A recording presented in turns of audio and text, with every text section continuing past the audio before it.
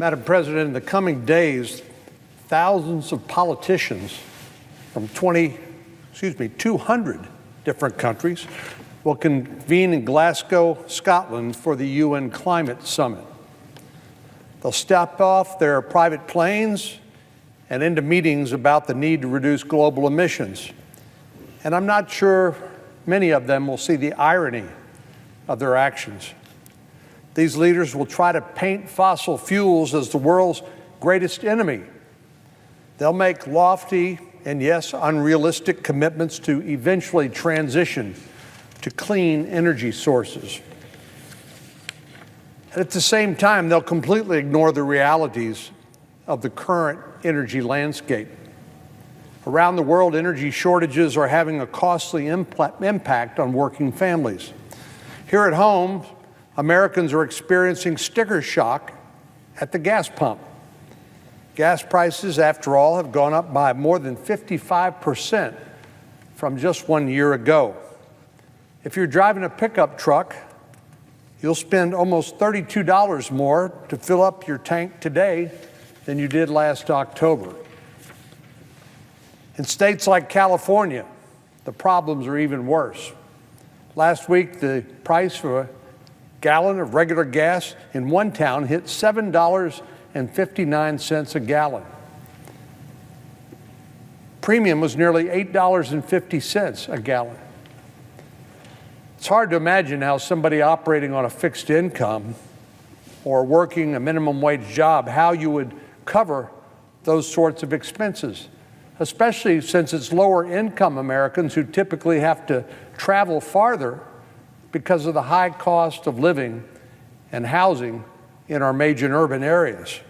So low gas prices are the only thing that allow them to get by. But gas prices aren't the only growing energy expense in family budgets.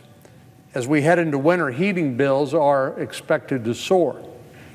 Households could pay up to 54% more than they did last winter.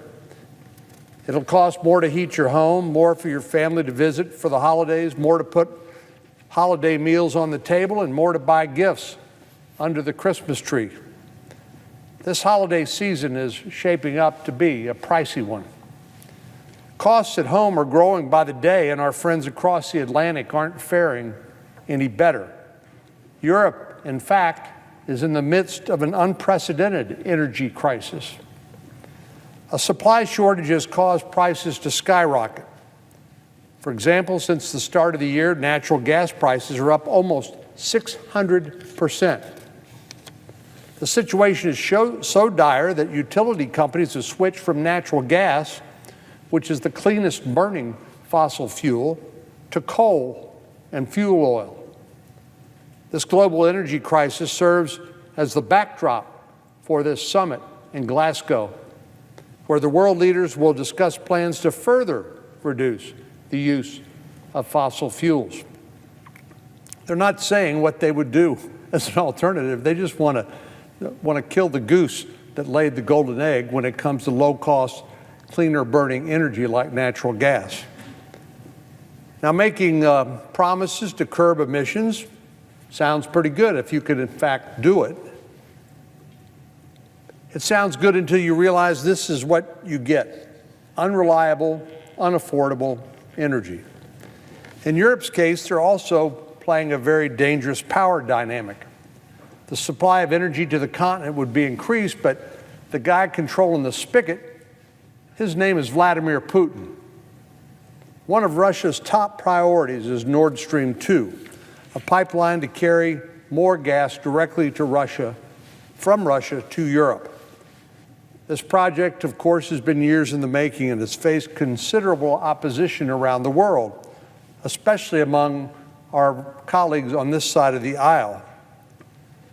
President Biden has already handed Moscow a massive victory by stepping aside and refusing to impose sanctions on the company building Nord Stream 2. Now Putin is withholding desperately needed gas from Europe until the pipeline is approved. Yes, he's using energy as a weapon against those who are totally dependent on Russia for that energy. This is a problem with the global efforts to quickly move, too quickly, before we're ready, away from fossil fuels. Phrases like energy transition appeal to some activists, but fail to deliver results in the real world in real time. Renewables are great, but they don't come close to generating enough reliable energy to power our world, because the wind doesn't always blow. The sun doesn't always shine. And we can't just sit in the dark until Mother Nature lets us turn the lights back on. We need a base supply of reliable energy. And as much as some of our colleagues hate to admit it, natural gas is our best current option. If the U.S. and our allies scale back production to pursue arbitrary emission benchmarks that leave the world turning to countries like Russia, Iran, and Venezuela for their energy. Today, we're experiencing how costly that reliance is. And in years past, we acknowledged how downright dangerous it is. In January of 2009, Russia effectively turned the gas off to Ukraine for almost 3 weeks, and at least 10 countries in Europe were affected. By transitioning solely to renewables before the output matches the demand, we're placing ourselves in a very, very vulnerable position. Same is true for our allies. President Putin has demonstrated as much. Unfortunately, I don't expect those kinds of real-world concerns to dominate the conversations at this summit in Glasgow. And President Biden certainly won't be advocating for America's energy independence. To the contrary. We were only a few hours into the Biden administration when they launched the first attack on American-produced energy. Within hours of taking the oath of office, President Biden canceled the permit for the Keystone XL pipeline. For some strange reason, he's okay with Nord Stream 2 in Europe, from Russia to Europe. But he's not okay with the Keystone XL pipeline here in America. I don't get it. There's no question that the biggest losers from this decision were the energy workers whose jobs evaporated and the communities that stood to benefit from the tax revenue. The biggest winners, unfortunately, from President Biden's decision includes countries like Russia and Saudi Arabia, who now hold too much power on the global energy market. We'll see how that's playing out. That same day, the Biden administration halted all new leasing permits on federal lands and waters. Rather than responsibly harvest our greatest natural resources and share those resources with the rest of the world, the administration sent more business to our adversaries and to OPEC producers. President Biden piled on with another attack on our energy producers by rejoining the Paris Climate Accords, an agreement that no one seems to follow. They'll pay lip service to it, but they actually don't do anything about it. A report published last week found that countries around the world aren't sticking to the lofty commitments that they made. The world's major economies are not on track to meet the climate goals set in the Paris Accord. In fact, according to this report, by 2030, these countries are expected to produce more than double the amount of fossil fuels required to meet the goals of the Paris Climate Accords. Then there's the fact that China, which plays by nobody's rules except their own, which also happens to be the world's leading polluter, is completely AWOL from any of these efforts. Not only is China ignoring global efforts to curb emissions, the country's in the process of building hundreds of new coal-powered power plants.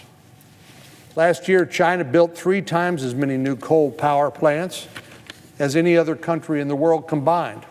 3 times all the other countries in the world combined. Rather than pull out of the government agreement that's weakening our global energy security, President Biden is making even bigger promises that he cannot keep. He nearly doubled the emissions reduction goal set by President Obama in 2015. President Obama pledged to reduce emissions by 26 to 28% by 2025, and we're nowhere close to meeting that goal. But President Biden has doubled down and vowed to cut emissions by 50 to 52% by 2030. A complete fantasy. He hasn't explained how he would accomplish that, meeting that goal, nor, if he tried, would he be able to explain it, because it's simply infeasible. To be clear, I'm a strong supporter of efforts to reduce emissions. There's more ways than one to skin the cat. Texas has been a leader, in fact, in efforts to develop cleaner and more diverse sources of energy. We are truly an all-of-the-above state. We produce more electricity from wind turbines than any other state in the nation. New solar farms are being built all across our state, and private companies are making incredible investments in carbon capture and other emission-reducing technologies. I'm proud of this work and a staunch supporter of efforts to preserve our greatest natural resources for future generations. But what we're seeing from the administration isn't a thoughtful effort to reduce emissions. It's virtue signaling. When the President addressed a joint session of Congress earlier this year, he spoke about the challenges to reduce carbon emissions. He said, if we do it perfectly, it's not going to matter. How he expects to do it perfectly, he did not say, nor could he. But if that's what he's thinking, why drive up energy costs to the point that Americans can't afford to turn the heat on in winter? Why would he give Putin the power to regulate Europe's only source of energy, natural gas? And why curb domestic energy production and let China run wild? These actions may earn votes and support from some corners, but they'll inflict serious pain on the American people, as well as our allies around the world. As an armada of Biden administration officials pack their bags for Glasgow, I want to remind them that there's far more at stake than just the president's credibility on this score. It's our future economy. It's on our ability to provide good, well-paying jobs to hardworking American families. And it's our ability as Americans to export energy, which allows some of our friends and allies around the world not to depend solely on the tender mercies of Vladimir Putin. Madam President, I yield the floor, and I would note the absence of quorum. All right, folks, thank you so much for joining us here at Golden State Times. If you're new to the channel, we encourage you to subscribe by clicking that middle button. Also, check out our previous video by clicking the video on the right, or a video you might enjoy by clicking the video on the left. Also, don't forget to click the thumbs up button and share this video on social media.